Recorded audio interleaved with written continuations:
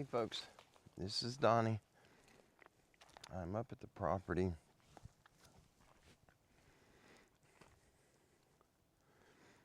I'm going to take a walk and try to find... I got two cameras out here. I'm not sure where they're at. Somebody may have come on here and stole them. I know the general area, but I don't know exactly where they're at. So we're going to just walk around a little bit and go look.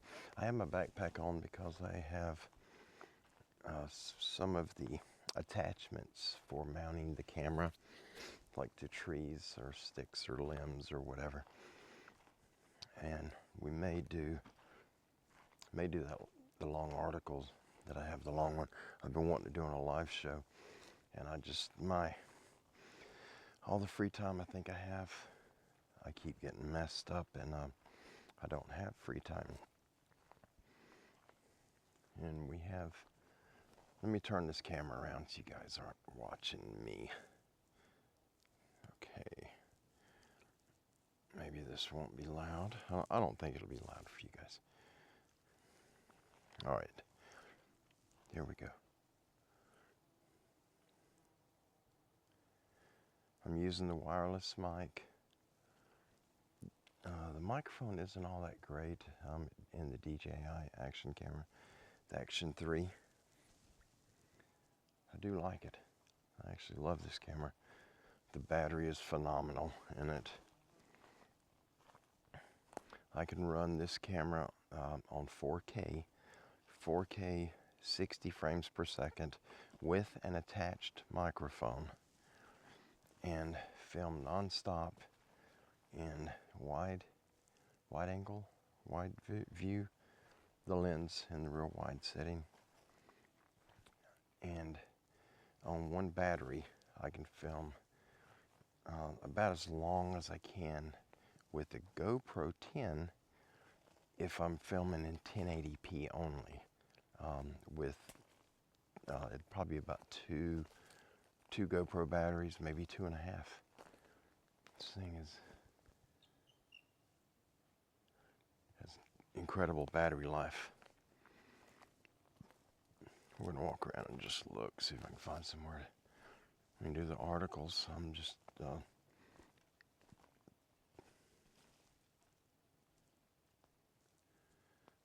I get nervous over this. Out of this whole property, where I'm headed right now is what scares me out here. I get extremely nervous over here.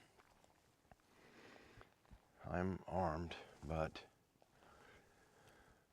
I don't want to be in a situation, if you know what I mean. I just don't want to have to shoot an animal because it is defending itself or protecting its young, and I don't want to be in that situation. And I'd rather avoid trouble.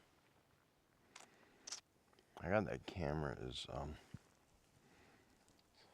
by the creek. I just can't remember exactly where. I tried to look for it here recently when I come over here, and I ended up getting too scared and I left. I give you guys an update on what's going on.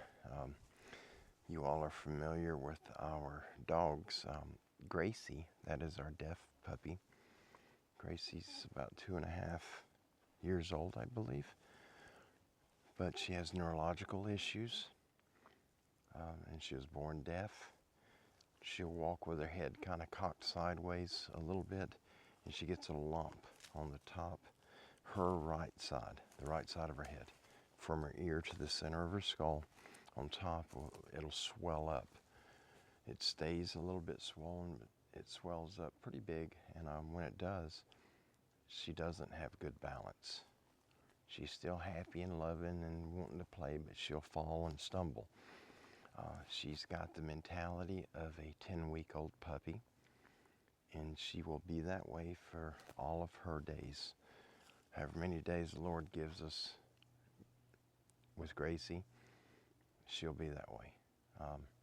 She's a puppy locked in an adult dog's body.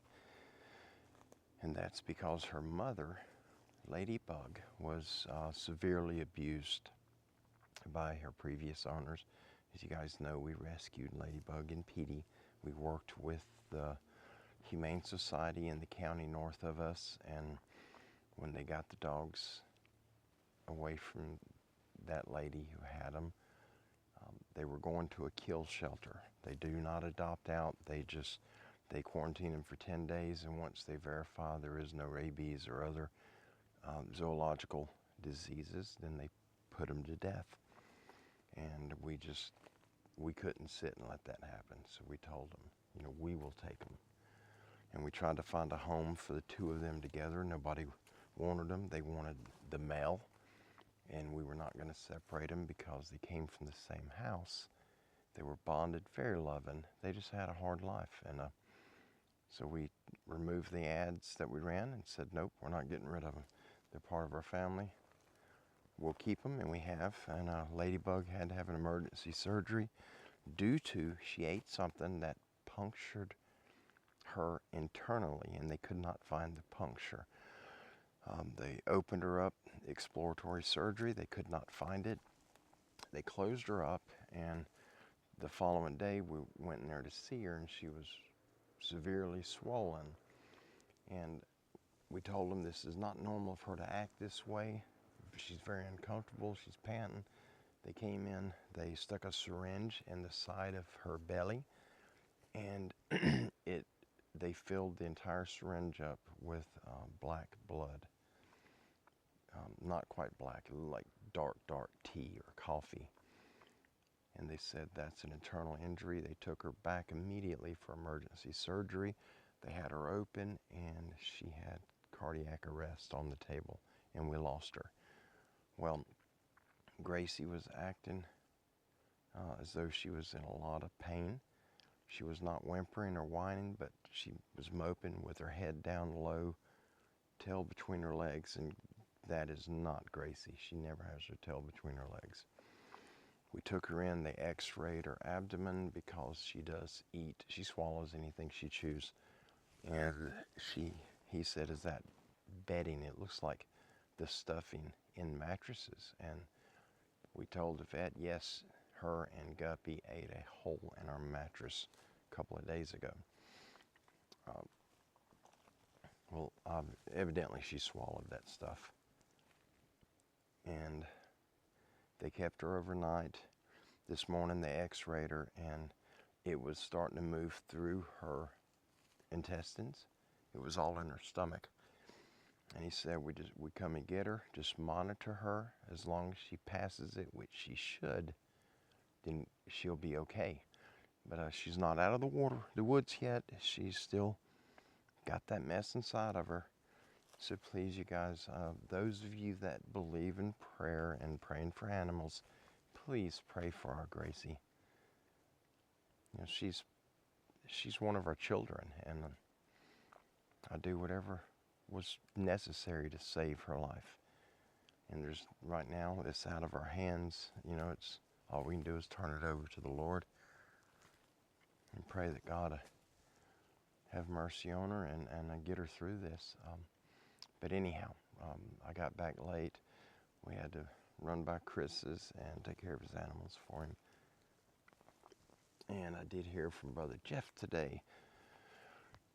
Jeff Scott, he's got a lot going on. He's going to be okay. He's got to have a couple of different surgeries. Both of them are he has to have. There's no way around it. One of them, it's a serious surgery, but it's it's a minor procedure, and they do it often. I cannot tell you what's going on with him because I have not got permission from him. Guys, I'm really getting some weird vibes over here. But anyhow, he's got to have that, and then he's got to have another surgery, which is going to, it will affect him physically for a little while, but he'll be all right. He has to have these 2 surgeries, or he's not going to make it long if he doesn't. So please, you guys pray for our beloved brother Jeff. I wish I could go up there with him and be there when he goes through this stuff, but it's just not possible. Kim's been in the ER a few times since she got out of her surgery this past week, and I can't leave her there because she's unable to take care of the animals. I'm getting a really weird vibe over here. You know what I'm going to do? This is against my better judgment. I'm going to go over here. Guys, I may move. I'm using the wireless mic, and it's got, I think it's noise canceling is what it is, what they call that. It doesn't pick up background sounds very good at all. I think it's noise canceling.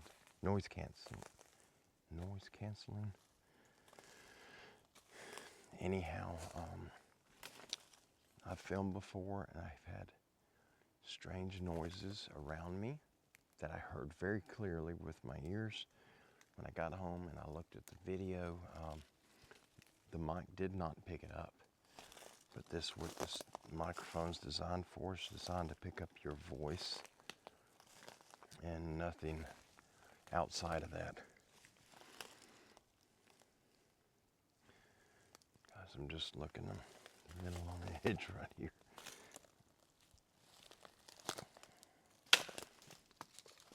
I didn't think that was going to be that loud.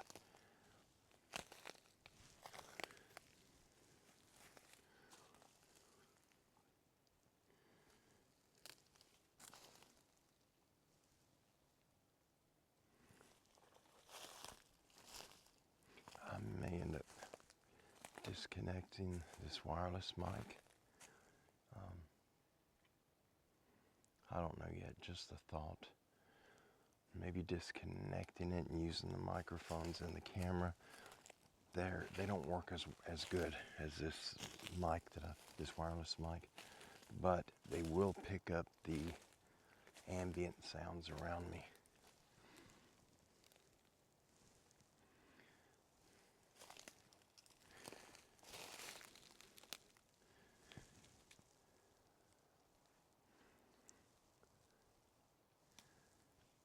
I think that camera's back over here.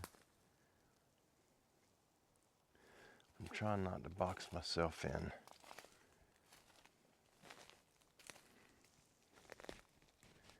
I don't want to get in a pickle out here. You know, we have bears. We have the other things out here that I'd really just have no love for at all. I'm just cutting some of this stuff.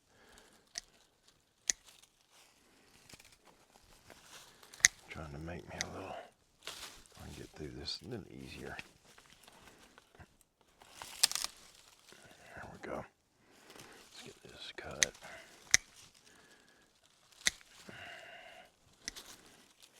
There we go.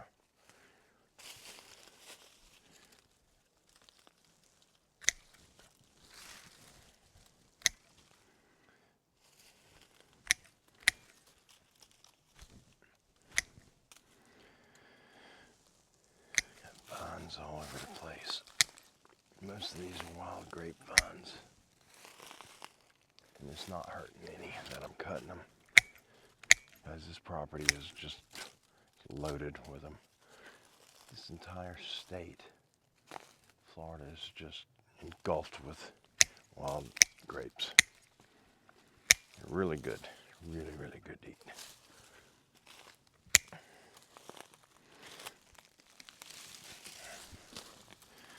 I do have my snake boots on today. Praise Jesus. I remembered them. Look at this little open area here. Isn't this pretty?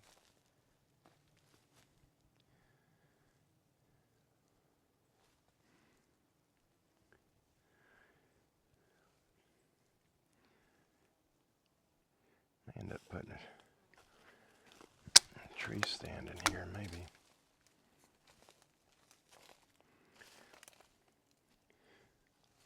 think my camera's right down there.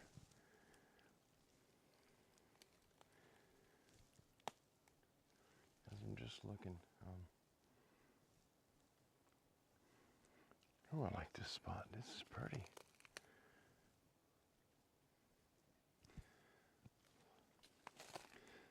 I could put a tree stand up in one of these oaks.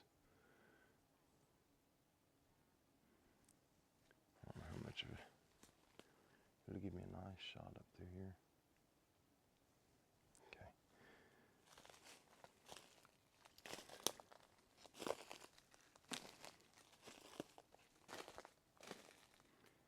I need to bring the saws up here in the four-wheeler.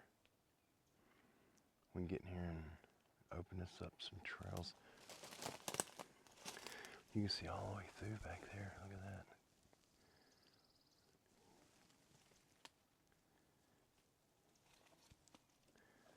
This looks like a trail right here.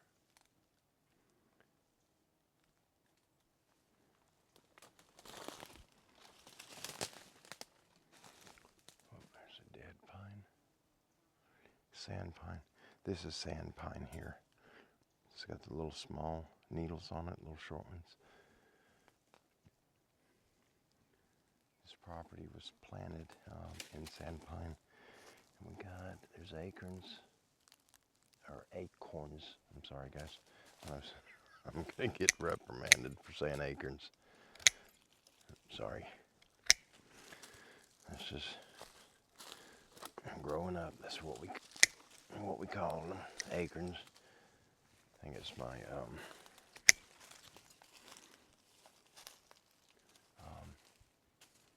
the way I talk, not dialect.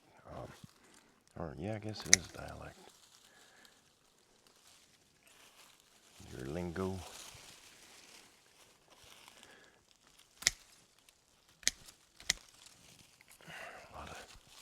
You guys hear the bees around me? A lot of them.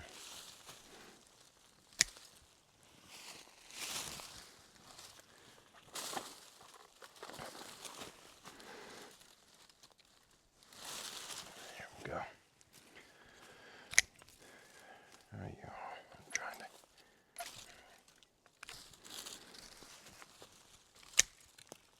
There we go. Trying to. Oh, this is a deer trail. Oh, look at that oak. It's got a big nest up there. Squirrel nest, I assume.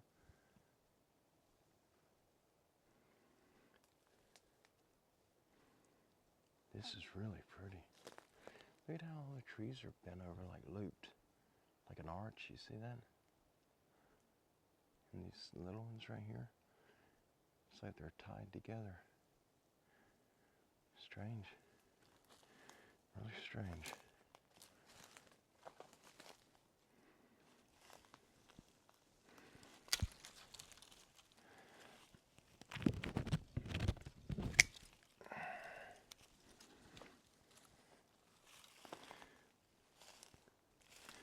Got this fine so it didn't stuck me in my noggin. I'm just looking to see if there's a spot in here we can maybe do some articles.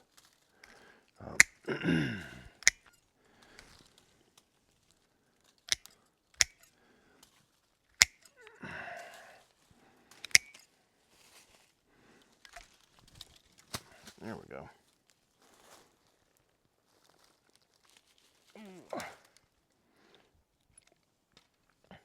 Whoops. I'm sorry. I didn't mean to drop it. Didn't mean to drop the camera.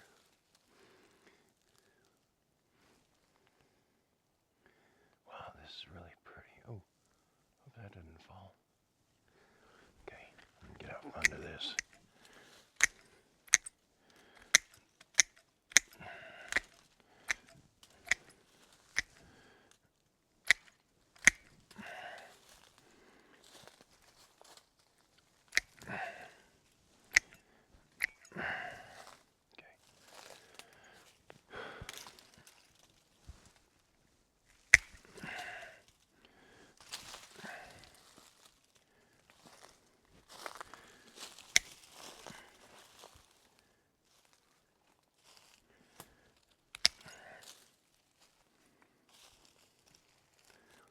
opening right there.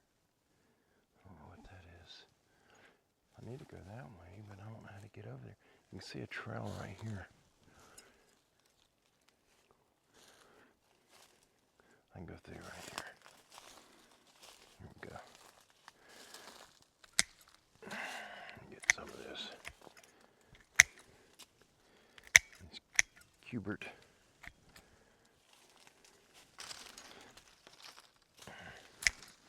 Got to talk to Frogman today. My brother Frogman. What a great guy. If you all don't know him, he's been in a couple of videos with me. He's been in several videos with Connor. He is just a really, really good human being. I mean, just as good as they come. But he had moved up here. He's in Mariana, really close to where Connor lives. There we go.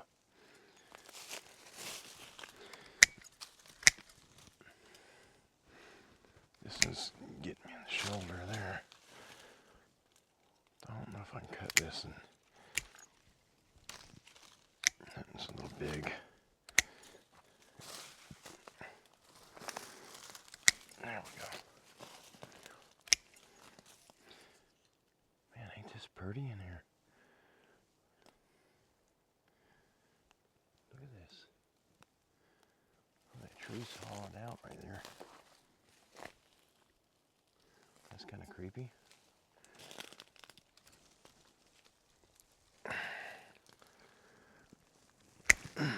Oh, that was hard. Here's where that big buck's coming through here. I'm just seeing it. Get some of this out of the way, I'll show you. Well,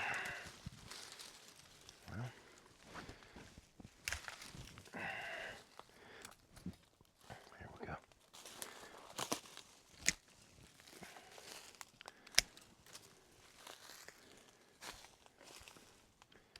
We got a,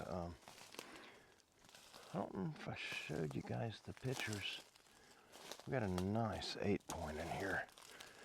We got 3 nice 8-points, but one of them, man, he's beautiful. For a Florida deer, he's absolutely beautiful. Gorgeous. Big boy. There we go.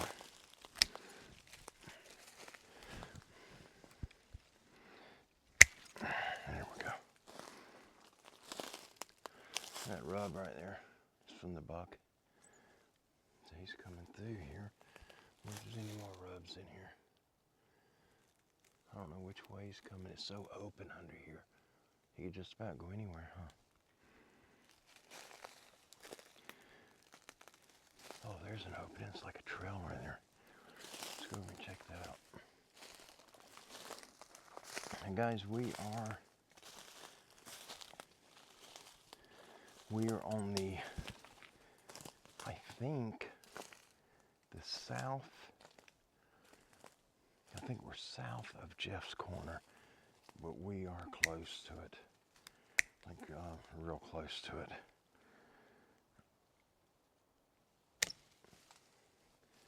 Some of these limbs are really hard.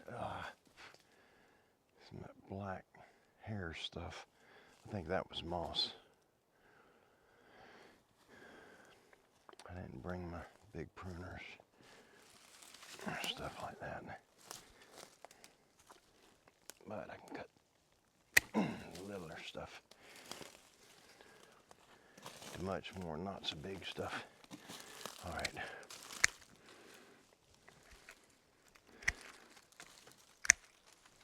Okay, I'm just trying to make it a little easier for me to get through it, and to sort of I can find my way back, you know, like a little trail. Because I did not turn my mapping on like a fool. I should have had that running. The holly bush. Snip a couple of these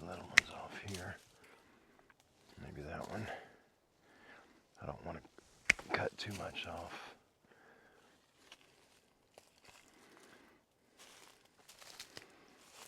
This stuff here is a type of holly, if I'm not mistaken, and I think this is what, I think that's what they call yopon in the South.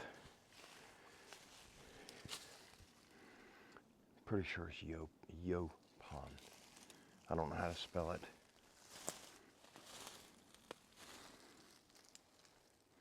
Something's ate that vine off right there.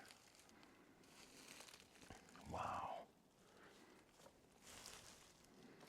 Guys, I think I just found my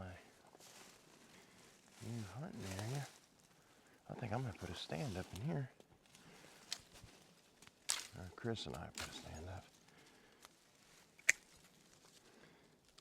We try to do everything together in case something happens, you know, especially out here. I mean, there's some weird stuff that happens on this property.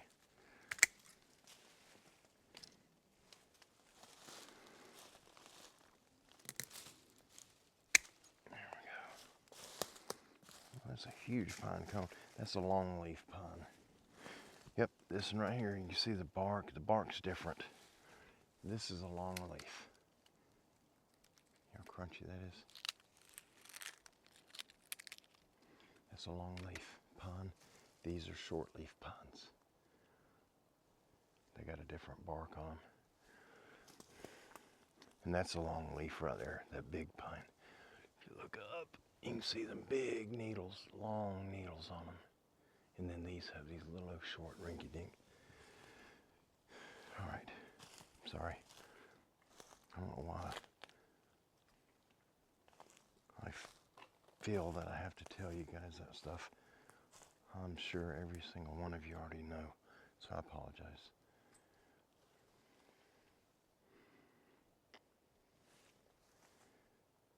Oh, I like this area. I don't like the way I'm feeling at the moment, but it's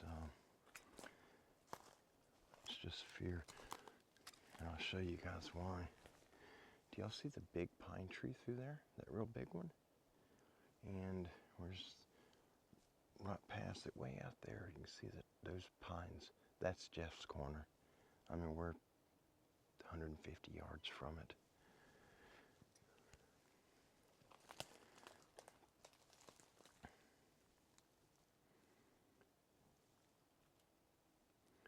This is an opening right here.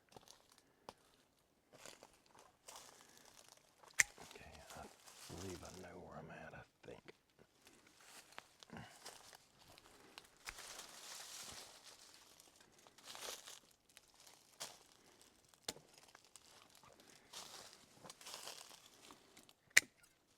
Just getting some of this off.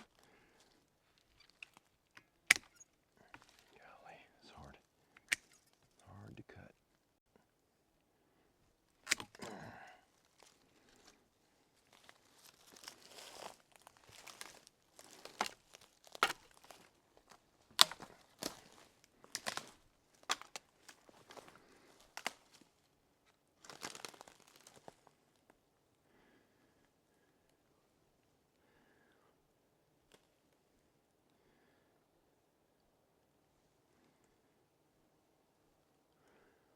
Trying to see why this little pine right here, see the green needles?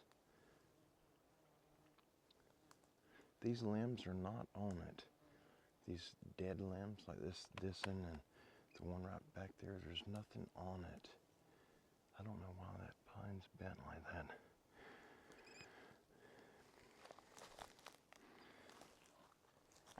This is where the deer are coming through here, but none of us are hunting over here. Oh, this is creepy. I think I have a trail right here. I think this is where it's at. This would be a good area to put a ground blind, but I do not want to be on the ground over here. If I'm going to be in here, I'm going to be up in the air. I don't want to be on the ground. Not anywhere that there's bears.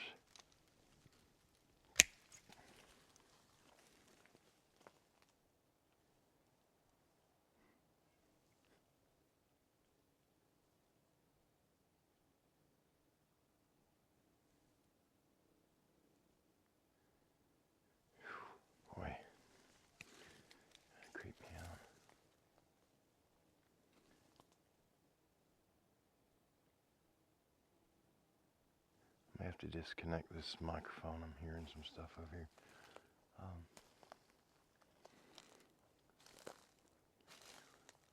It's open through here. I got a trail that goes up. Okay, it's not here. I thought it was right here, but it's not.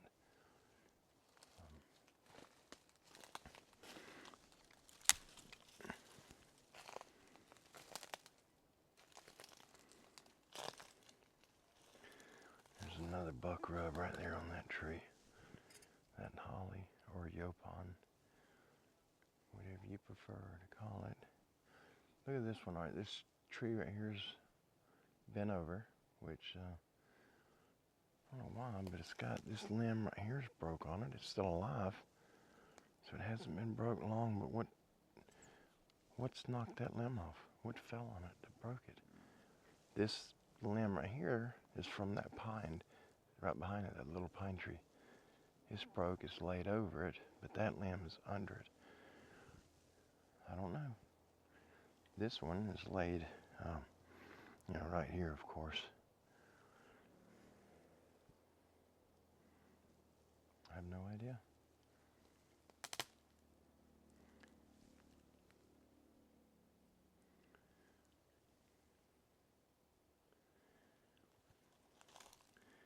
Yeah, that's definitely a buck rub right there.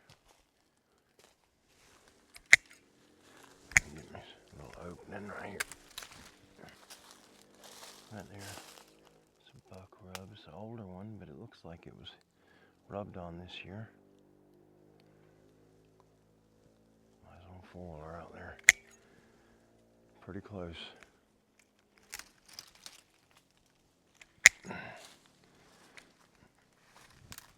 Oh, it's hard to cut. These dead limbs don't cut so easy. The live ones do. Yeah, I ain't going that way. Feels really weird in here. I'm sure it's just my mind messing with me. I'm very sure of that. Positive. But still, it's scary to me. Alright, let's see here. Lots of deer tracks through here. Looks like they're going all the way up. If we take some of these dead trees down, these ones that are leaning like that, can open it up in here. You can see we had a tornado through here. This tornado come right through here, and it hit the 10 acres up there, and left a trail of destruction right across it.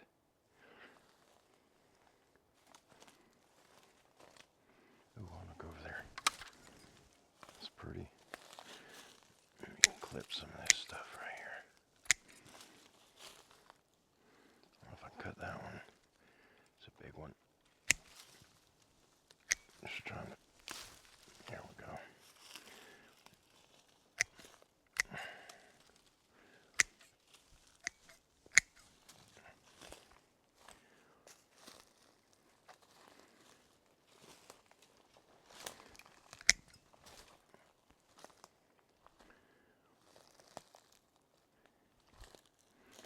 Creepiest look.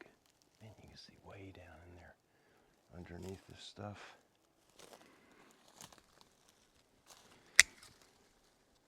Get some of this out of the way. Get that out of the way.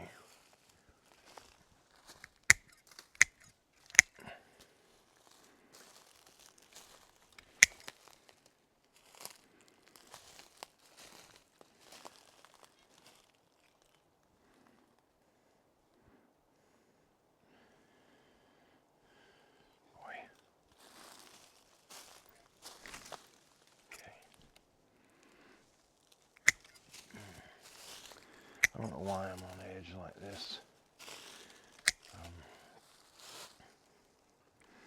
I'm like very much on edge.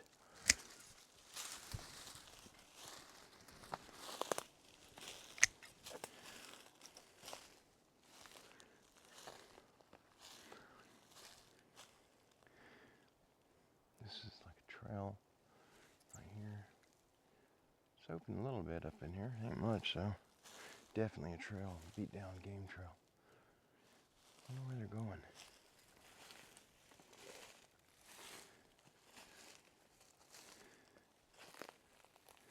Comes over here. Where are they going now? Going right through there. Through that thick stuff. Okay, not going through that.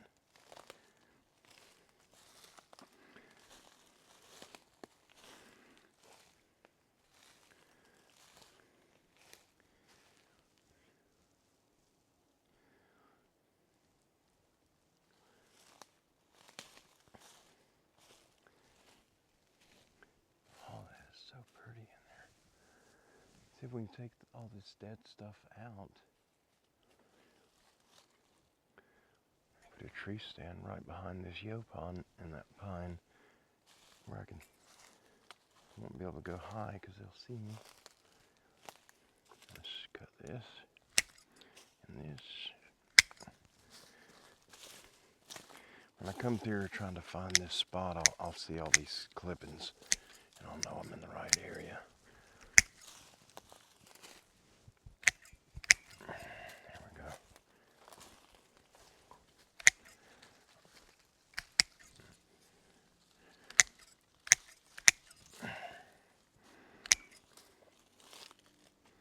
We got another spider web to the face.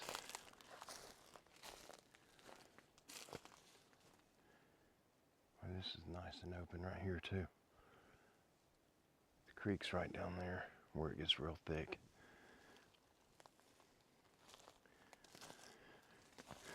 Chris and I are going to be shed hunting soon.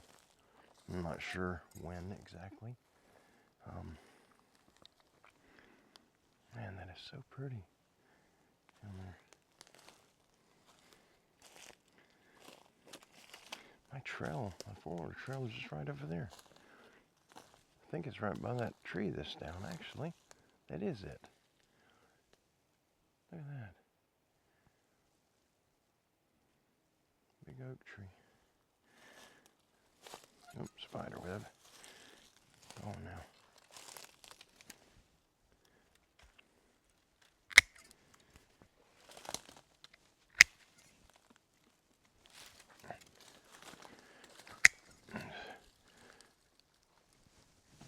Just trying to make me an opening. Ooh.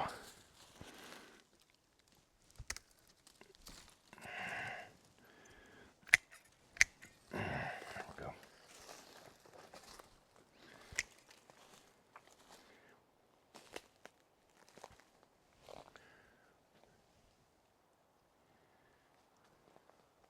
It's a big squirrel nest right there. We're going to be putting tree stands, so we're going to be moving them. I'm not going to put one there because I'll have to move that squirrel nest. I ain't going to disturb them. Okay, let's find somewhere to set up. See if we can. We can set up and maybe do some articles. Or do an article, a long article.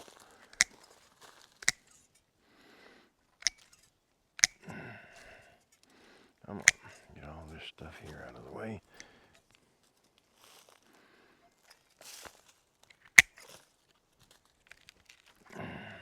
There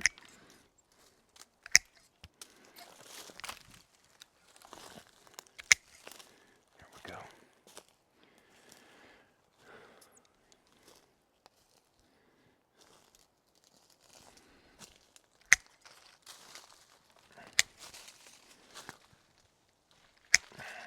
Make me an opening and get through this a little easier. There we go. All right. I was about to say I could sit on that log, but golly, I don't like having that. That don't look so good.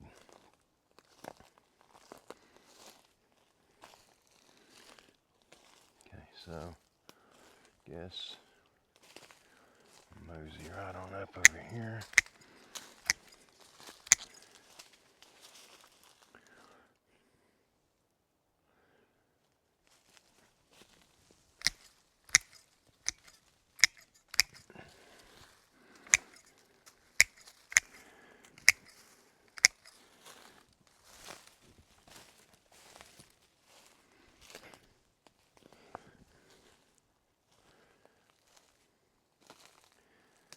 Alright guys, I'm going to find somewhere to set right in here to where I'm going to do the articles, but I'm going to try to set the camera up where it will catch my background.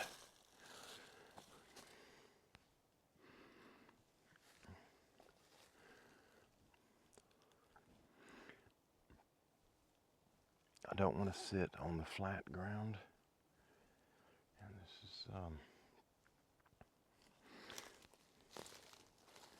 I want to be able to see my surroundings, and if a bear or something comes up, I'll be able to see it in time to respond, accordingly.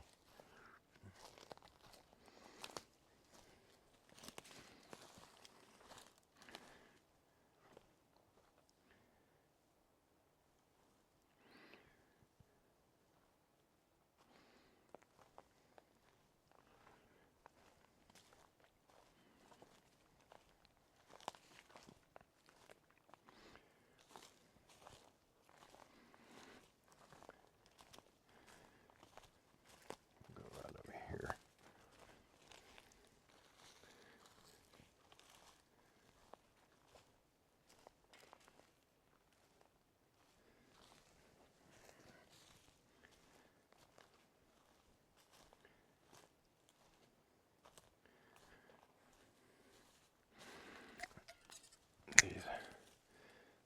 Smacked me when I come through here on the floor here just recently. I caught a handful of thorns, and that briar hit me right between my fingers when I passed, and it kind of sawed up my finger. Boy, I don't want to go over there. That's Jeff's corner right there. Do not want to go over there.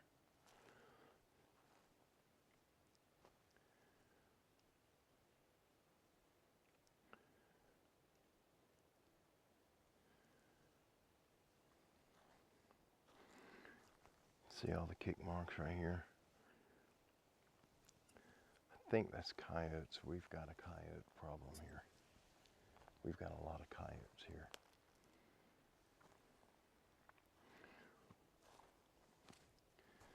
But we're going to be nipping that in the backside soon. We can't bring the goats up here with all these coyotes. So we're going to hopefully give them a reason to relocate.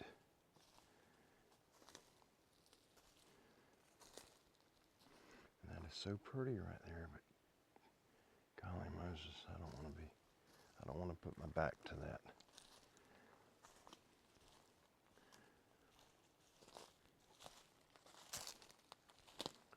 The creek is right there. See where it gets real thick? That's where the creek is. It goes all the way down right there. Boy. It's a big tree right there, but there's just no way to put it and sugarcoat it. The truth is, I am scared to be out around these dead-burn creatures. I don't want nothing to do with them. They are not my friend. They've never been my friend. And I have no intentions of making them my friend.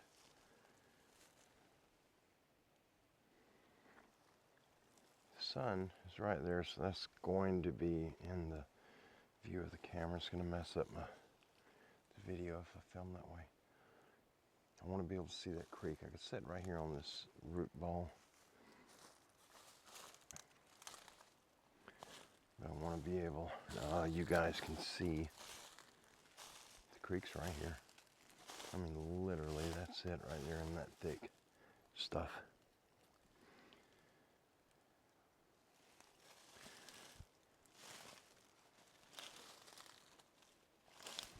We got bears. We got all kind of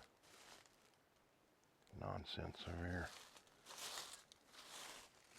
And we got a mama bear and a baby bear. And got a giant male bear, boar.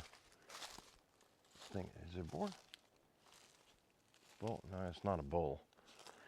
I think it is boar. I think that's a male boar.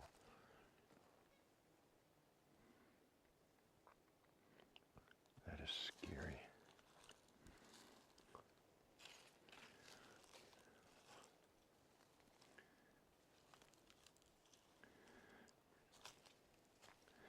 Jeff's Corner. All right, you see the big pine tree right here in front of us? There's an oak right behind it, right there.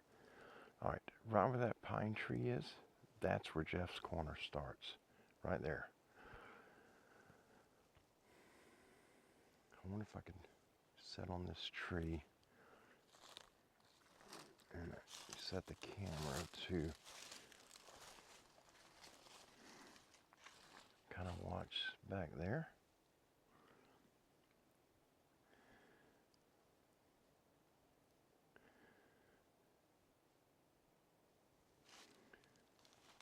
All right, you guys, give me a minute. I think we're going to do that. We'll do it real quick before we run out of light. Sun's right there, it's going down. I just don't want to be here when it goes down. All right, stand by. All right, you guys, I think that'll work. Maybe.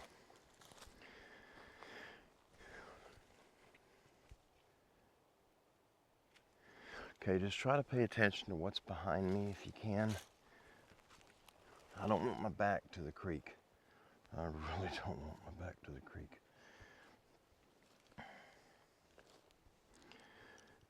We're gonna do some of these articles right quick. See what we got that we can do. What did I do? Oh, wrong side. This one has a lot of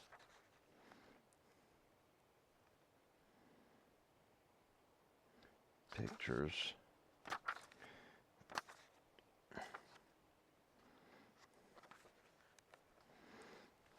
Okay, I'm just trying to avoid sharing all the pictures.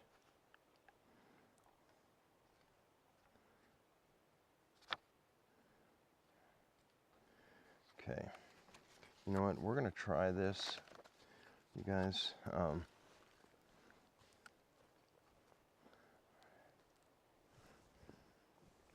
don't like sitting here. But all right, we're gonna get on with it. We're gonna try this one. It's long, I'm gonna try it, and then we're gonna get out of here. All right, you guys, sorry about dragging it out this far. I'm hearing all kind of stuff. I think it's just the wind. All right. Mystery of History, the Beast of Gavardon, France. What was it? The years is early summer of 1764 to June 19th of 1767. The locations formerly known as Gavardon in southern France and the Margenride Mountains during the 1700s. Today, the areas are called the Department of Loire, High Loire, Auvergne, and South Dordogne. Information sources for this article is hundreds of eyewitnesses' testimony, including soldiers and professional hunters' testimony, many newspaper articles, hundreds of recorded and investigated killings of both adults and children, including investigations by the Royal Court of King Louis XV, an autopsy report on one large wolf killed that was thought to be at least one of possible multiple beasts or families of them. The preface reads, during a 3-year period from 1764 to 1767, a mysterious creature or pack of creatures were responsible for the gruesome mauling deaths estimated to be between 60 to 100 children and adults, and injuring over 30 people living in the rural Margenride Mountains region of southern France, and was at that time called Gavardon. The actual number of deaths and injuries has fluctuated greatly over time. A 1987 study raised the numbers as high as 610 attacks, leading to 500 deaths. In 98 of those being partially eaten and 49 injured. The area of attacks covered 900 square miles, or an area 30 miles by 30 miles. It was also surmised that there were multiple beasts, not just one, due to the vast amount of area the attacks happened in and the frequency of them. Shepherds began suffering attacks from what was thought to be an animal like a large wolf, but strangely different. It attacked people rather than livestock and was very aggressive, seemingly motivated by something other than hunger. The people became terrified. The beast was described as a wolf-like canine with a tall, lean frame capable of taking great strides. The size of the creature or creatures ranged from a calf to as big as a horse. It had an elongated head like a greyhound dog with a flattened snout, pointed ears, and a wide mouth full of sharp teeth sitting atop a broad chest. The beast's fur was described as tawny or russet in color with a black streak on its back. Its underbelly was dirty white with a heart-shaped pattern. Its tail was longer than a wolf's and had a prominent tuft at the end. It could leap over high walls and was relentless in its attacks. Some reports say there were multiple creatures seen together, and some reports seeing the creature with its young. It is helpful to understand the backdrop of the times these people were living in. The 7 Years' War had just ended 1 year prior to 1763. The war included French conflicts in Asia, England, Spain, and the French, and the French and Indian War in America. French citizens were war-weary, to say the least.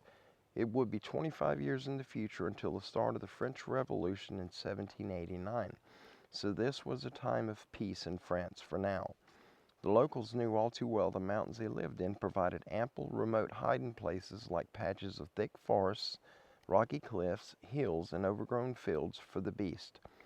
They had good reasons to be terrified, and the more so with this creature being unknown to them.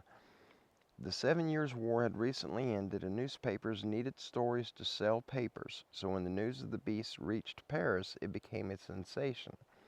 Article after article was written about the strange animal which no man could stop.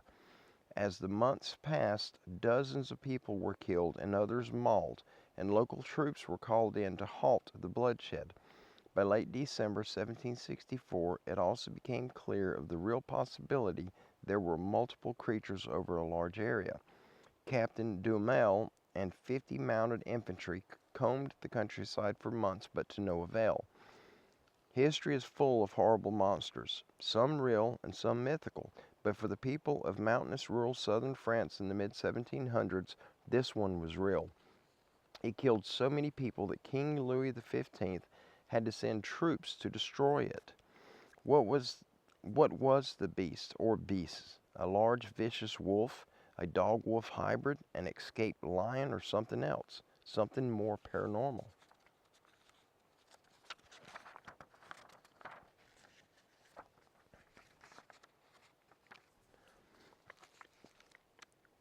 The first reported deaths lead to the first investigation. A small detachment of soldiers had ridden hard through the night until they had finally reached the outskirts of a village where the latest attack was reported to have taken place.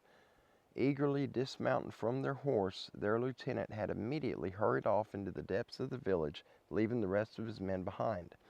As the murmurs of discontent began to spread throughout the assembled riders, the sergeant moved swiftly to silence them.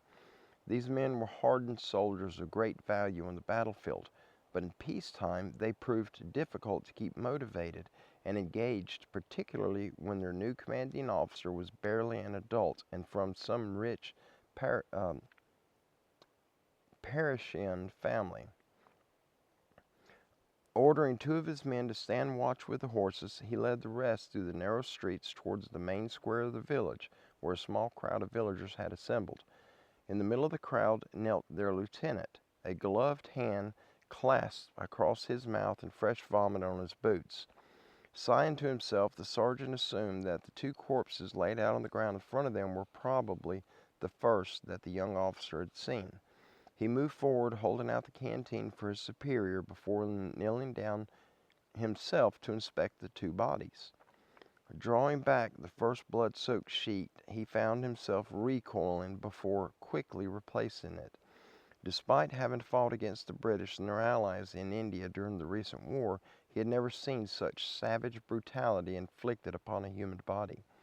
Looking around, he saw the mixture of fear and hatred in the eyes of the villagers as they quietly surveyed the new arrivals. The distance between the city and the countryside grew wider with each passing year. Although these people depended on him and his fellow soldiers for protection, the contempt they felt for their new guests was evident. Prior to their departure, the battalion commander had read the men a personal message from King Louis XV, promising a fortune in gold to whomever among them ended the reign of terror this supposed creature had brought. With disturbing visions of the bodies he had just seen still racing through his mind, the sergeant considered riding straight back to Paris and telling the king where to shove his reward. Emerging from his thoughts, he began to give familiar orders to the rest of the soldiers. They were to check their weapons and make sure they were in working order, and then form a perimeter around the village until the arrival of the bloodhounds the following morning. Guys, I'm sorry if that's loud. I got a scratch. The microphone's right there. I apologize. If the beast was sighted, the men were not to fire upon it for fear of driving it away. Instead, attempts would be made to entice it inside the perimeter where it could be cornered and killed by a volley of gunfire. As the soldiers reluctantly filed out towards their positions, he scanned the assembled villagers for priests. Whoever the poor souls were that now lay dead in the center of the village, the manner of their passing dictated that they should receive benediction before moving on to the afterlife. As much as the sergeant didn't want to admit it, he knew deep down that he and his men would not be leaving this place anytime soon.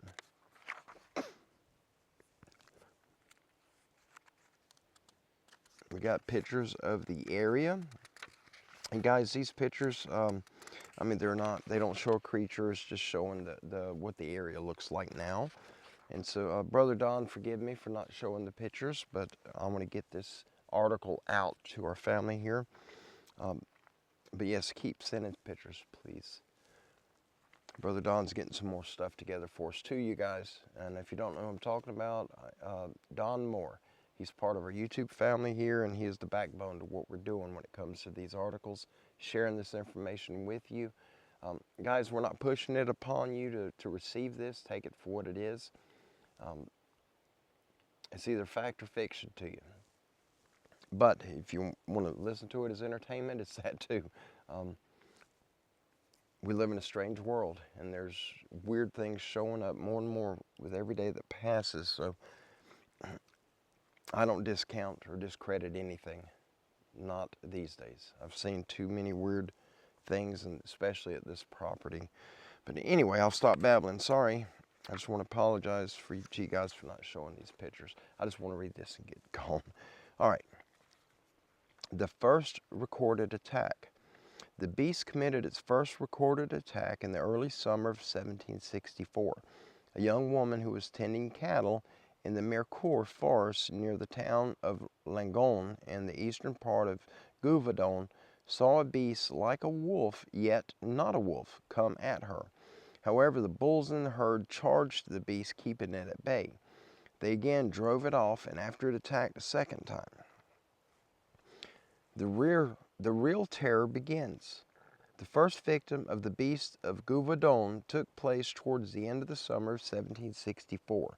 A 14-year-old girl named Jane Boulet had been left by her family to tend to a flock of sheep on the outskirts of the village of Hoopsteaks, where she later was found dead. Her throat had been torn out, but strangely, the sheep she had been tending had been left unharmed by the predator creature. Further savage killings followed, with witnesses claiming that the predator was a gigantic canine creature. It was described as being longer and broader than a wolf, russet in color, with an oversized head and mouth full of sharp, wicked-looking teeth. The creature only targeted the faces and throats of its victims, seemingly materializing out of nowhere and giving no warning when it approached. As the number of fatalities increased, all attempts to capture and kill the monster met with dismal failure. It seemed capable of detecting and avoiding poisoned bait traps, and possessed the ability to sense large groups of people lying in ambush for it.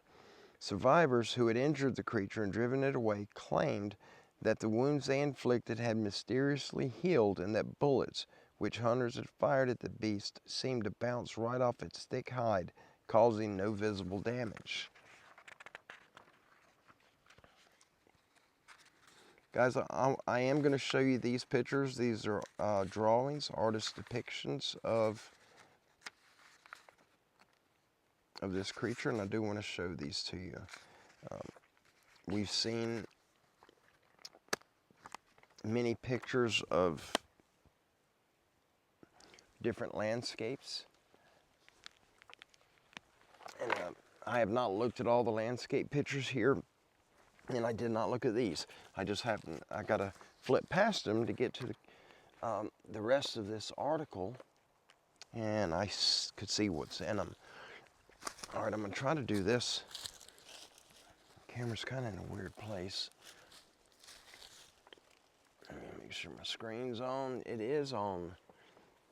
All right, I'm not going to read them to you. I'm just going to hold them up where you can see them.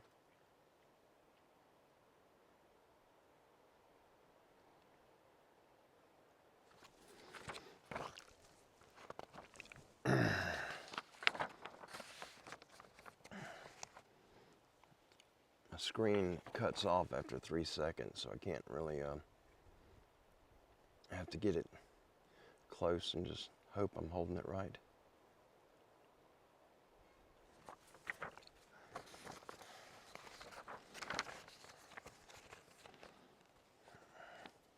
Get my screen back up. Come on, there it is.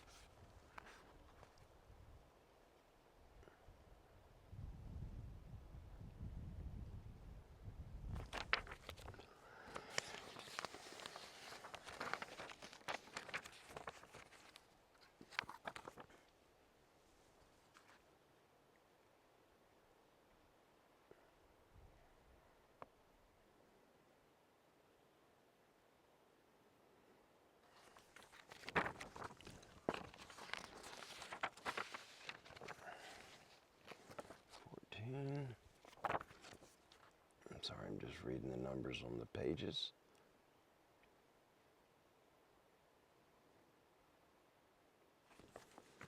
I don't know if you guys are able to hear anything in the background or not. I'm most definitely hearing movement right there at the creek just behind, probably 50 yards, 60 yards from me, but behind the camera.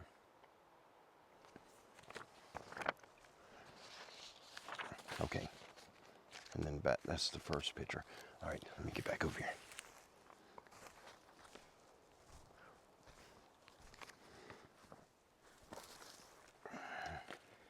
I'm sorry, I know this is an interruption to those of you that are just listening to the story. I apologize. Please forgive me. I just want to get these pictures out. Pictures like that are very interesting, and it gives a little more to this story to where you guys can understand what's going on. Okay, moving on. Newspaper articles attract the attention of the king. In Paris, newspaper editors, keen to report on something other than the country's dismal foreign affairs, enthusiastically seized upon the story. The colorful descriptions of bravery and tragedy, which they published soon, found their way to the court of King Louis XV himself, and it was the tale of a young farm boy named James Portefeuille that finally prompted the king to send help to his citizens.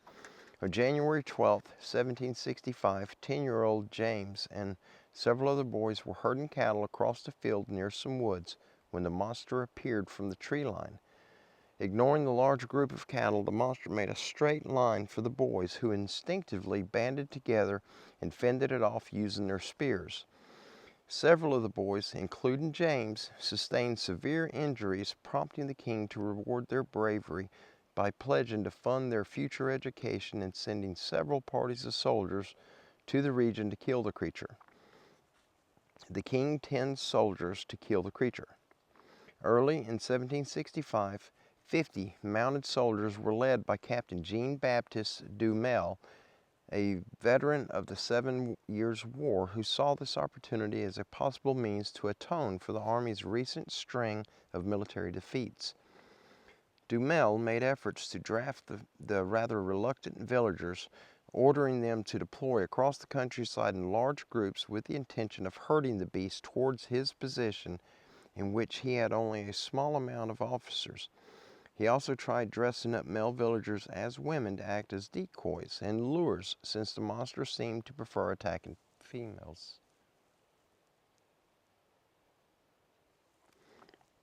Not surprisingly, the region's inhabitants reacted to these demands with varying degrees of disinterest, further frustrating the already exasperated officer.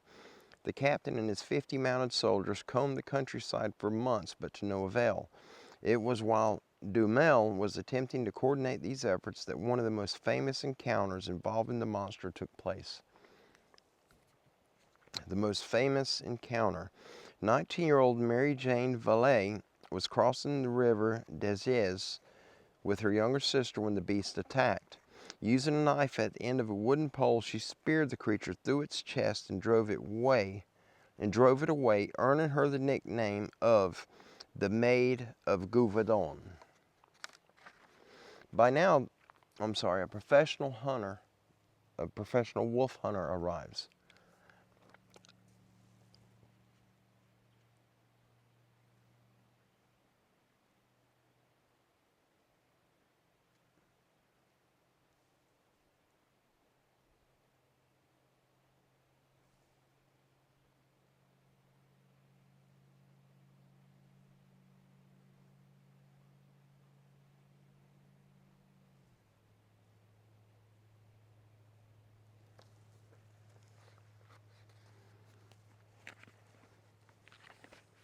Hold on just a minute, guys.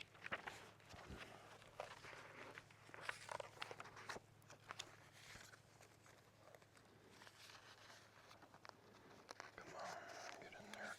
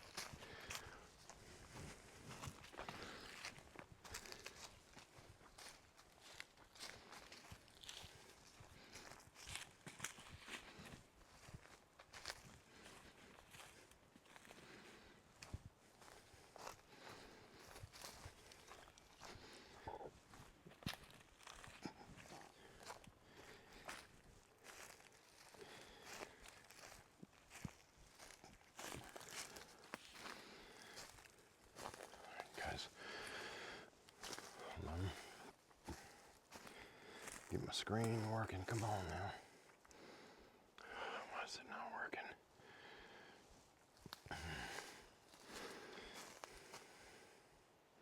There it goes. Just want to use the screen to see behind me.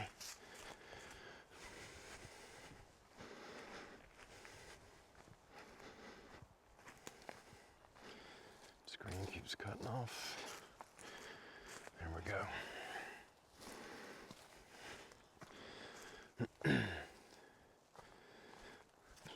I'll probably cut this out of the video.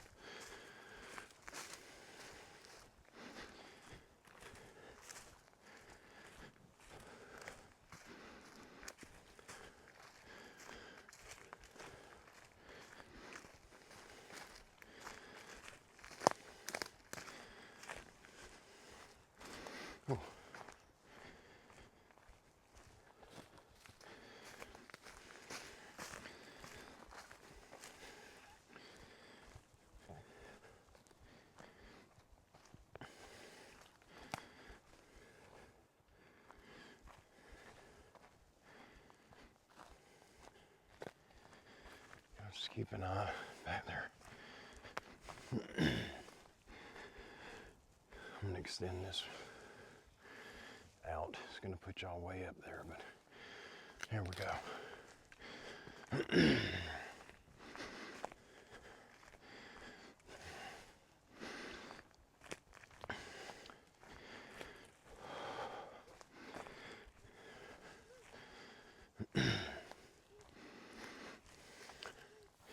Oh no, don't die. Oh, guys, the battery's fixing to. Guys, the battery is gone. It's fixing to cut off again. I'll change the battery up here while I'm sitting in the truck.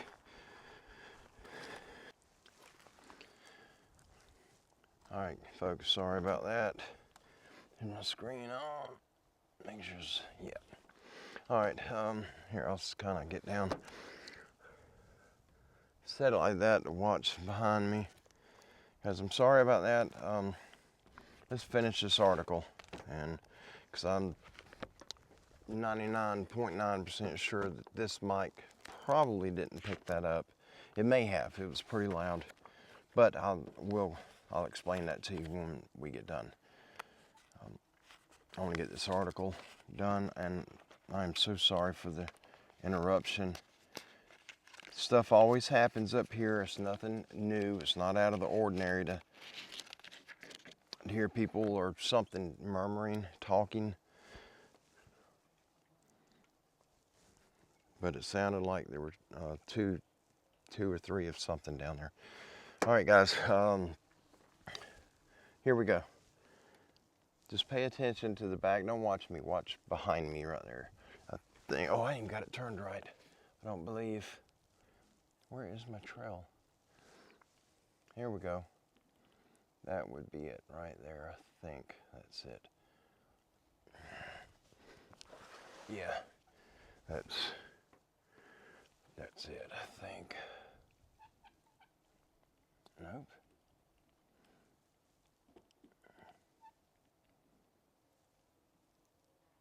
There it is. I think. Yep, that's it. Now you can see the trail. Sorry, I had the camera wrong. All right. Here we go. We're going back to it. A professional wolf hunter arrives. By now, the beast was famous across Europe and France.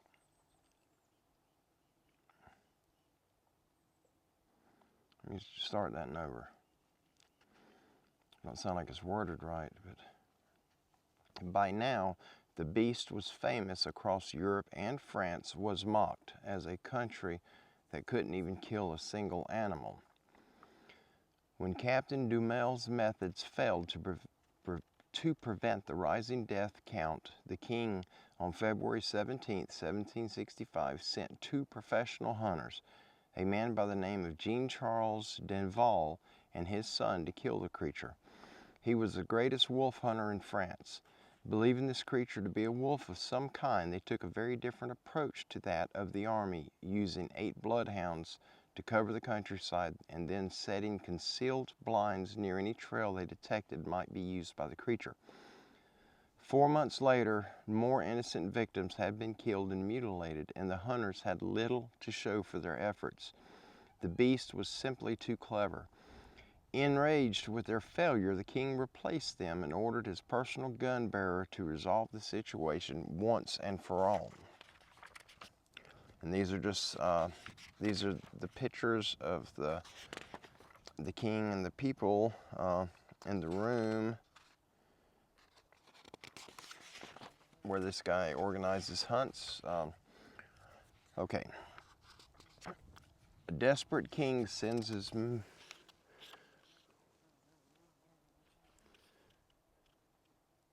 I think that was the wind. A desperate king sends his master of the hunt. A desperate king sends his master of the hunt. In June 1765, the king sent his personal gun bearer and master of the hunt, Francis Antoine, plus a large group of soldiers, hunters, and wolfhounds. After 3 months of searching, they met with success.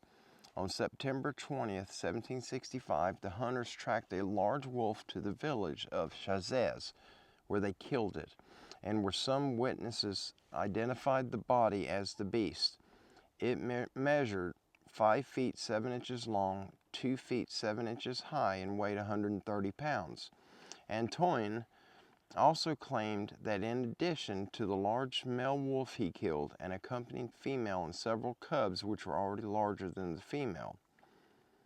In addition to the large male wolf, he killed an accompanying female and several cubs which were already larger than the female. One of the cubs he shot managed to slip away between some rocks and was believed to have died, but he was not certain of this. It was stuffed and sent to Paris for display, but decayed quickly. It was called the Wolf of Chazes. King Louis XV showered Antoine with honors, and officially the beast was dead. Or was it? Did one of its youngsters escape to grow up and continue the parents' work? The king loses interest and the locals take charge. Sadly, the attacks continued, and on December 2nd, 1765, 2 boys, aged 6 and 12, were attacked, suggesting the beast was still alive. It tried to capture the youngest boy, but was fought off by the older boy. Dozens more people were killed throughout 1766 and 67. By this time, the king had lost interest, so it was left up to the locals to find the beast. Hunting parties were organized, and finally, on June 19, 1767, a local farmer named Jean Chastel killed an animal that seemed to be the dreaded creature in the Bessères, St. Mary, France, where a stone monument stands today to him and his bravery. It was said he used a silver bullet, but this may not be true. Witnesses examined it and agreed that yes, indeed, the beast had met its end. It was enormous, weighing 125 pounds. It had enormous paws with a long tongue, and its teeth seemed to indicate canine in nature. The body was brought to a nearby castle where an autopsy was performed, and the creature's stomach did contain the remains of its last victim. The findings of the autopsy on the beast are in a report known as the Marine Report. The creature's remains have disappeared into the mists of history, so we will never know for sure what it was, but it hasn't stopped us from guessing.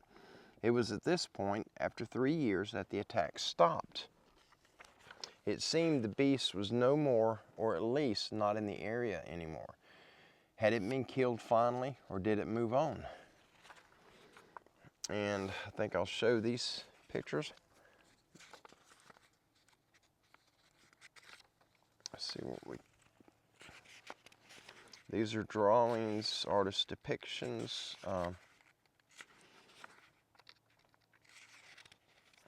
Okay. Let's see if I can do this. I don't know if I'm going to be able to do this. Guys, please forgive me. I am working with a very tiny screen.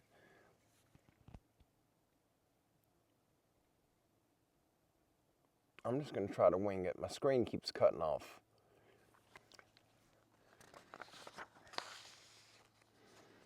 And this is,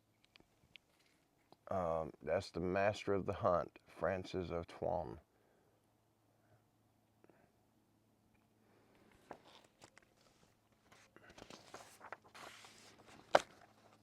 Newspaper article of September 1765 showing Francis Antoine shooting a beast with a pack of beasts in the background.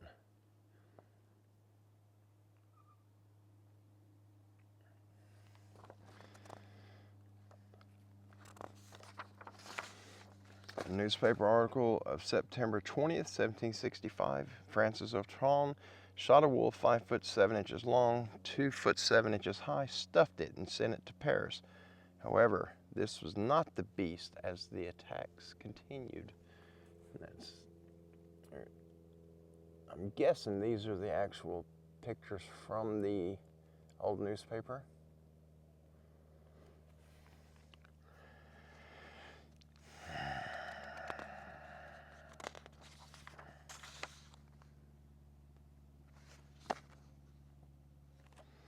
drawings of villagers killing the beast. By now, King Louis XV had lost interest and left the problem to the locals to solve.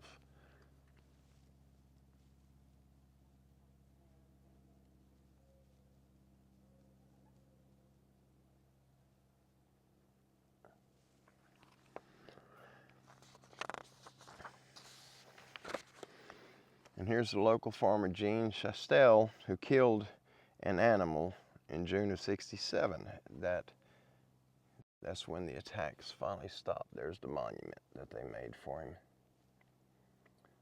It's pretty cool, isn't it? And it's written in French, so I can't read what it says. All right, that's it for those pictures. Now, we still got some more on this article. I don't think there's a lot more, but we do got a little more. In conclusion, what was it, and was the actual beast really killed? Most historians think the beast was a wolf or a pack of wolves. Master of the hunt, Francis Antoine, claimed to have killed not only a male wolf, but an accompanying female and several cubs. Maybe one of the youngsters escaped and grew up to continue its parents' work. The argument against this theory is that wolves were well known to French people at the time, and yet the beast was never described as one. It had different coloring, a rounder head, and attacked people in a way that wolves never did. A second theory is that the beast was a cross between a dog and a wolf, something uncommon at the time, but not unknown. Mastiffs had been used as war dogs in France for centuries, and with the 7 Years' War just ended, could one have slipped away into the wilderness and mated with a wolf? A third theory is that the beast was some kind of exotic animal like a hyena or even a young lion that had escaped from the annual trade fair at Beaucaire, just 100 miles away. Then there is a fourth theory, one that finds its origins in the paranormal. The beast could have been what we refer to today as a dogman, or perhaps a pack of them. If you pay attention to the descriptions of this creature by the few who fought it off or survived injury, it does come close to the descriptions of a dogman. Most of the time it seemed to be on all fours, as dogmen often do when running. The dimensions of this beast were around 3 feet tall and nearly 6 feet long, fitting a dogman perfectly when it's down on all fours. It would also make it massive if it stood up on its hind legs. It was russet in color, unlike wolves, a tall, lean frame that could take great strides, a wide chest upon which sat an elongated head with a wide mouth that had many sharp canine-like teeth, a dirty white underbelly with the pattern of a heart, and a longer than a wolf's tail with a tuft at the end. Its behavior matches what dogmen do today, in that it will often attack and mutilate its human victim, but perhaps leave the dog alone that accompanied the victim. Then there is the aspect of it never being found for years, no matter how many soldiers on horseback searched for it, or how many professional hunters were. How did it escape every attempt at being killed or captured? Though a few large wolves were killed and assumed to be the beasts of the people who saw it, never described it as a wolf, but as something else, something they had not seen before. Whatever it was, it continues to fascinate the French. It has been the subject of hundreds of articles, books, graphic novels, a video game, a song by the German power metal band Powerwolf called Beast of Gouverdan, a 2003 TV movie, The Beast of Gouverdan, and even a major movie in 2001 French film Brotherhood of the Wolf, starring Samuel Le Bayon. The film follows true historical events and characters and provides a possible answer on what the beast actually was, suggesting it was a disguised, known animal being controlled by a human master who belonged to a secret society group that was taking revenge on people by having the beast attack helpless victims. One man obsessed with the beast has gone so far as to have a statue made of it in 1995 based on the autopsy and witness reports that recreates as exactly as possible its dimensions and coloring. It sits in the same countryside as the beast roamed back in 1764 to 67 in the town of Olver. And these are, here's a few pictures with this one, and I will share these with you too. I think I'm hearing wind back there.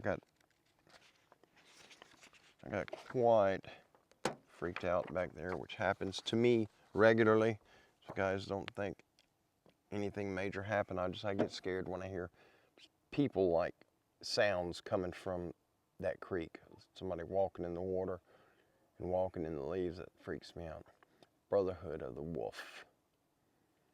That's probably a pretty good movie. And here's the '03 movie, The Beast of Gulvedon.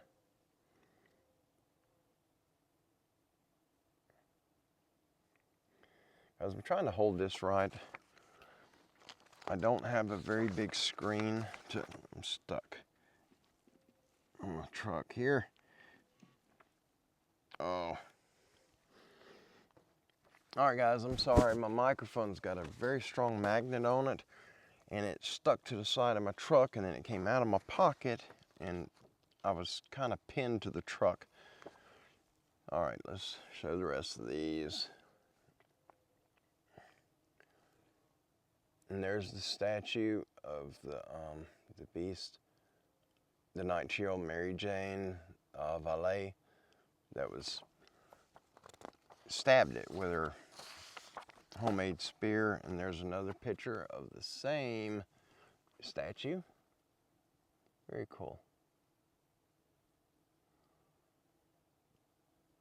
That is awesome.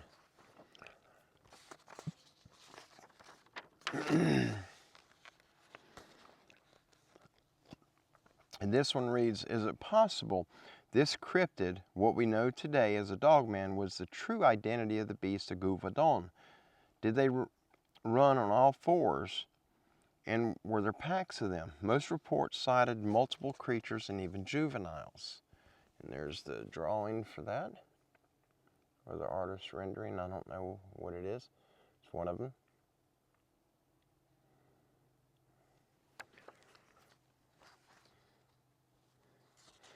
I don't know if y'all can hear. There's a humming. I see it on the pictures. There's like a humming sound coming from somewhere back there.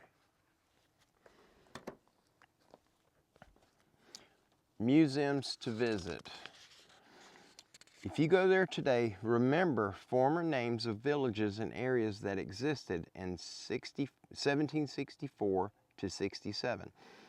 When the beast was on a killing rampage. Most of those towns and areas have been renamed. In the village of Auvers, France, which is a little cluster of houses on a narrow road around an old church, is a museum dedicated to the event. There is a small house attached to the village church, and here is the museum called House of the Beast.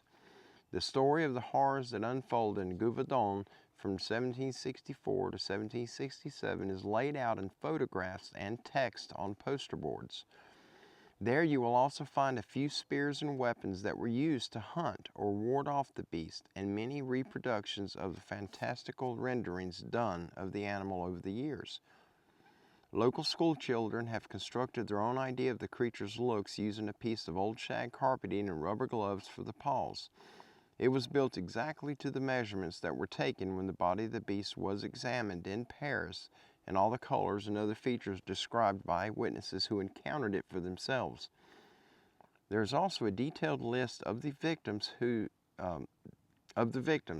those injured and those that escaped from the beast. Outside the museum, looking into the calm green valley, while trying to imagine how people must have feared to take one step outside of their own front doors during that terrible period when the beast or beasts roamed these mountains, may bring you a little shudder. There is also a second museum in Sauges, France, that has recreated scenes from the events, including one that shows men finding a headless victim. And I'm going to show you guys these. There's several pictures here, but we're going to show them to you. try to. It's a little difficult. I got this camera up high. Stand by. Alrighty, I just went in there and adjusted my settings so my screen will stop turning off on me. I want to be able to show you guys these pictures. The village of Olver, France, home of the museum, House of the Beasts.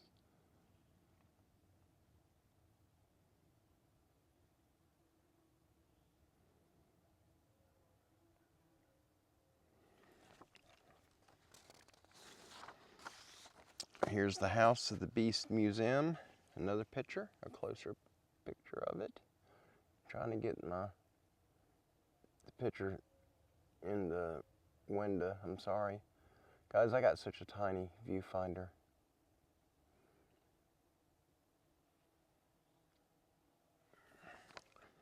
It's a pretty building. And here is a real artifact. One of the wooden poles with a metal tip that they used to hunt the beast or defend themselves from the attack. Check that out. Isn't that cool?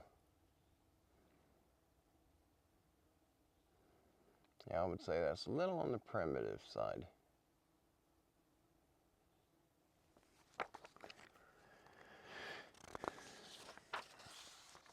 School children constructed this beast for the museum using shack carpet and rubber gloves. They've done a jam-up job. Look at that. Wow.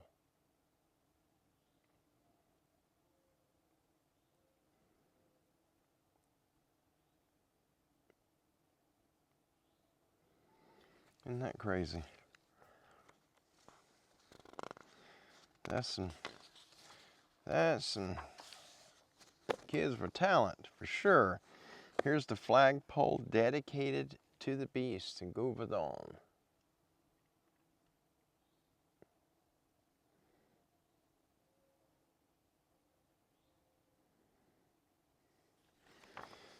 Guys, I'm not showing them very long. I'm trying to hold them up as long as I can, but I want to get out of here. I'm just a little creeped out. Here's the second museum in Sauges, France, showing a scene of farmers discovering a headless victim.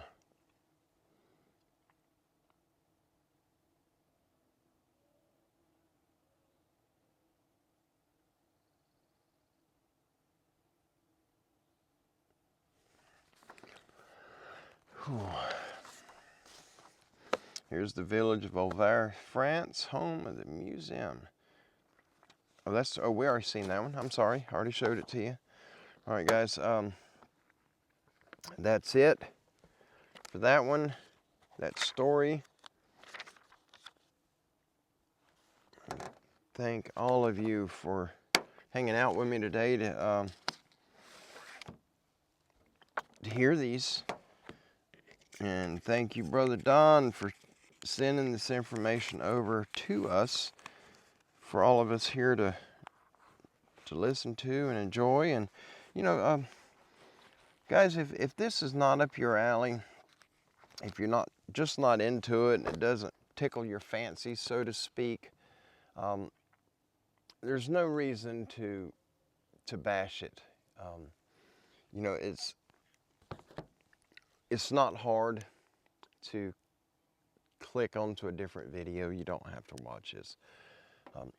I've witnessed things that I can't explain, and yes, including Bigfoot. I don't like that name, that title, Bigfoot. It's almost embarrassing. I feel embarrassed for myself saying it. I used the name Sasquatch, and I think it means hairy man of the woods. I don't remember.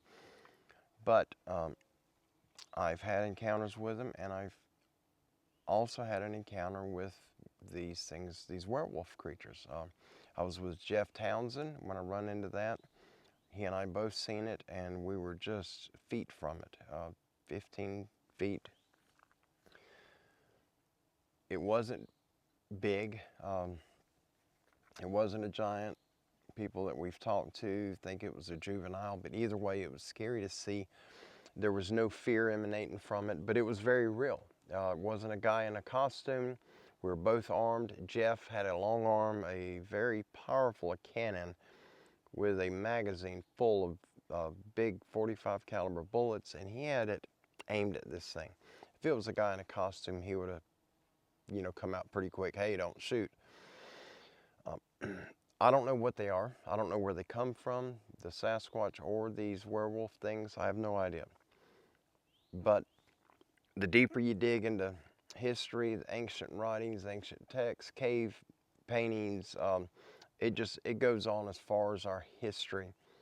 As far back as we have uncovered history and documents, they speak of these type things and things we haven't seen yet. We live in a strange world. If it's not for you, you don't believe it, you know, it's no problem. No one's asking you to believe it. But if you're out in the woods and you're by yourself, just go armed. I hope you never run into either one of these type creatures, but the way things are unfolding on this earth, it's very possible you could. And I hope that you don't. It ruined my life for many, many years.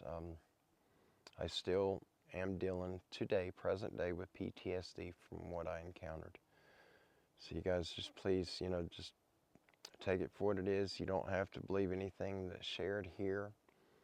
No matter who shares it, you don't have to believe my story, anybody else's. No one's making you believe it. It's just, I'm trying to do my part in bringing awareness that these things are real. You don't have to believe it if you choose not to, but hopefully one day you won't see the factual evidence to change your mind. I hope you don't. But anyways, you guys, thank you for hanging out with me. I absolutely appreciate it. What happened down there by the creek, I was hearing splashing in the water, and it was back, I'm guessing 50 to 70 yards behind the camera. And in the creek, it was in the water. And it sounded like whatever it was started coming pretty fast, like closer to me.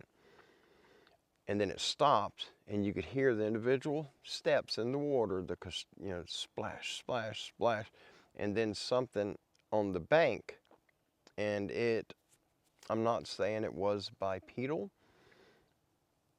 I'm a hunter, and I'm very well versed in sounds of deer, coyotes, wild pigs, the native wildlife.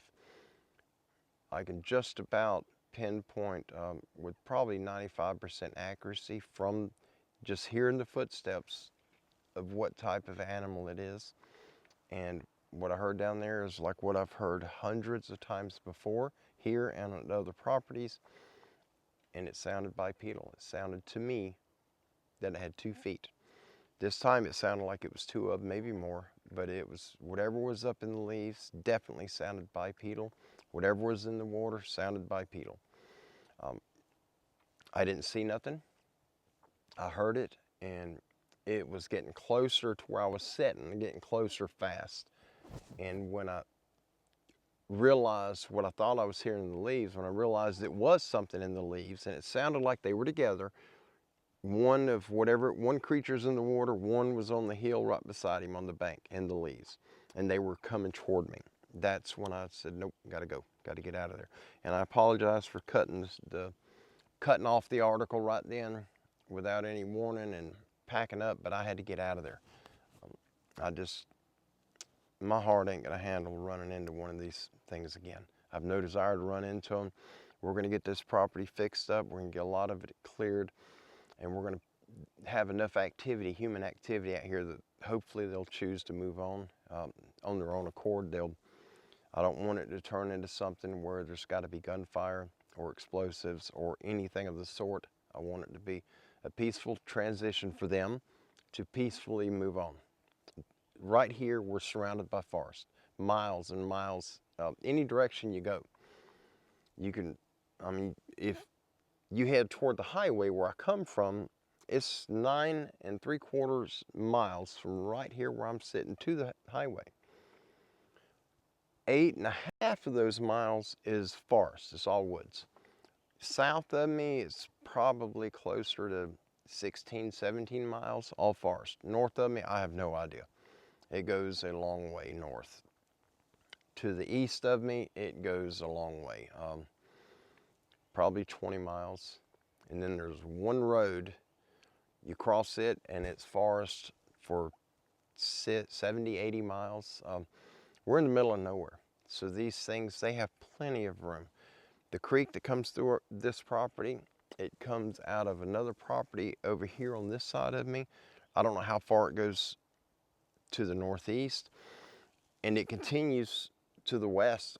It goes a long way. I have no idea. We took the four-wheeler and rode the trails out there, and we ended up about 4 miles from here, and we were still on the creek, and it was still flowing heavily wooded. They got plenty of room to go. They don't have to be here. I don't know why they're here, but they don't have to be here. I've got some other pictures I got on the game camera, just two, kind of strange, a light beam. One of them is coming down the middle of the screen, and the next one is coming like, let me center myself up. One of them is like right here, right in the middle of the screen. And that's the same camera that had that figure, that apparition walking down the trail, down the road. And then the other light beam is like somewhere right here. It's coming at an angle like that. I don't know what it is. Camera anomaly. I would say a raindrop, but it hadn't rained in a couple of weeks. And this was last night, early this morning. I don't remember the timestamp. Sometime between yesterday afternoon, this time, and just before daylight this morning. I don't know the exact time, but I'll throw them up. I'll let you see those pictures. I don't know what it is. It could be dirt, could be a bug, could be anything. I don't know. But we're always getting strange stuff on that camera.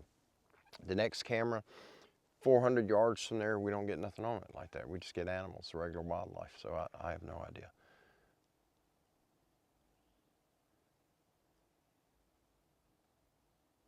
That's a wood knock. I'm going.